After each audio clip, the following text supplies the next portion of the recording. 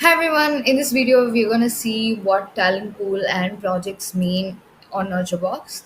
So right now I'm on my LinkedIn page. Let's say I'm hiring for customer success associates based out of Chennai.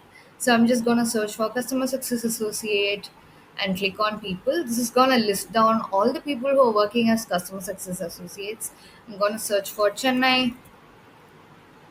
I'm gonna click on Chennai and click on show results. So I'm just gonna click on a couple of profiles. Let's say I click on Jagan and Anita's profile.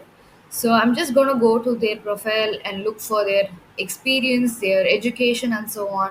And in case of this candidate is actually a good fit, what I can do is I can just come to the right side. I have the nurture box icon over here.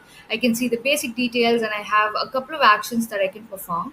One is reveal their email, which is going to show me the personal email address. Reveal the phone number, again, it shows the personal phone number, and I can add them to a sequence which is going to perform a set of actions that I've already configured, or add them to a project. So this is going to help me group my candidates together. So even if I perform one single action out of here, this candidate will be shown to me on my talent pool page. So let's say I'm just going to reveal this candidate's email address for now. So it's going to start searching for the candidate's email address. So let's try for Anita as well.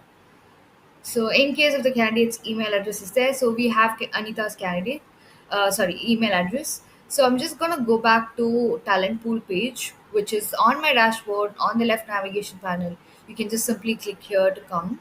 So I'm just gonna refresh this page, and you would be able to see that both Jagan's as well as Anita's profiles are shown to me. And here Anita's email address is already reflected, and Jagan's email says finding email.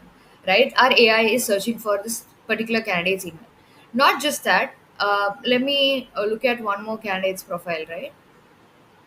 So let's say for Banu, we are not actually, revealing any of the details for Banu, or I'm just gonna go and add this candidate to a specific sequence. So what I can do is I can just simply click on CS hiring and add this candidate to the sequence. As soon as this particular candidate is added to the sequence is gonna start performing actions on them, right? So I can start doing that.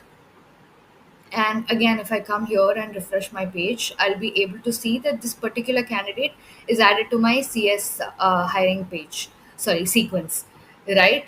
And we also have another feature called projects. So projects usually help you to group your candidates together. So let's say you're hiring for customer success people, and you want to make sure that you group them together for you or your team to see, or even let's say come back in the future and take a look at them.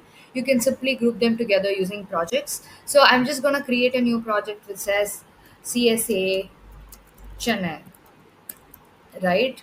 So I can choose whether to display or not to my team. I'm going to keep it as my team because I want my team to see them. So this is that. I can go ahead and add Banu Priya to a project from here, which is directly from LinkedIn.